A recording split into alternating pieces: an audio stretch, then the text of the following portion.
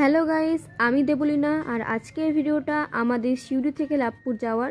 তো আমরা লাভপুর যাচ্ছি ফুল্লরা মন্দির দর্শনে। তার জন্য প্রথমেই আমরা সিউড়ি বাস স্ট্যান্ডে এলাম। এখন সিউড়ি বাস স্ট্যান্ডে লাভপুর যাওয়ার অনেক বাস অ্যাভেলেবেল থাকে। প্রায় 40 টাকা পার পার্সনে আমরা সিউড়ি থেকে লাভপুর ট্রাভেল করতে পারবো। শীতের দিনে বাসে করে এরকম প্রাকৃতিক সৌন্দর্য উপভোগ করতে করতে যেতে বেশ আমার ভালোই লেগেছিল। বাসে করে সিউড়ি থেকে লাভপুর যাওয়ার পথে পড়বে পুরন্দরপুর আর আমোদপুর। এছাড়াও অনেক ছোট বড় গ্রাম আছে, যেগুলো দেখতে দেখতে আমরা লাভপুর পৌঁছে গেছিলাম।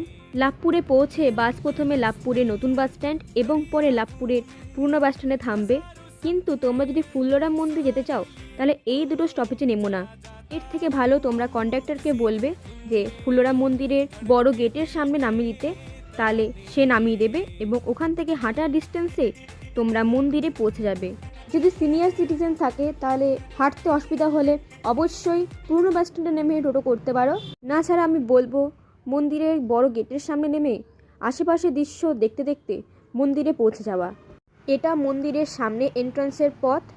এখান থেকে কিছুটা হেঁটে কিছু দোকান পেরিয়ে মূল মন্দির। এটাই ফুল্লরা দেবীর মন্দির। আর এখানে এসে সত্যি আমার খুব খুব খুব ভালো লেগেছে এবং আমরা খুব সুন্দরভাবে ফুল্লরা মায়ের দর্শন পেয়েছি। আমার পরের ব্লগটা আসছে ফুল্লরা মন্দিরে A to Z ইনফরমেশন নিয়ে। তো সেটা দেখার জন্যই অবশ্যই আমার এই চ্যানেলটা সাবস্ক্রাইব করে দিও। আর ভিডিওটা ভালো লাগলে অবশ্যই লাইক কমেন্ট করো, কারণ এটা তোমাদের জন্য ফ্রি হলেও এটা আমাকে নতুন ভিডিও করতে আরও মোটিভেশন করে। আজকের মতন বাই, আবার পরে দেখা হবে নতুন এক ভিডিওতে। ততক্ষণের জন্য টাটা।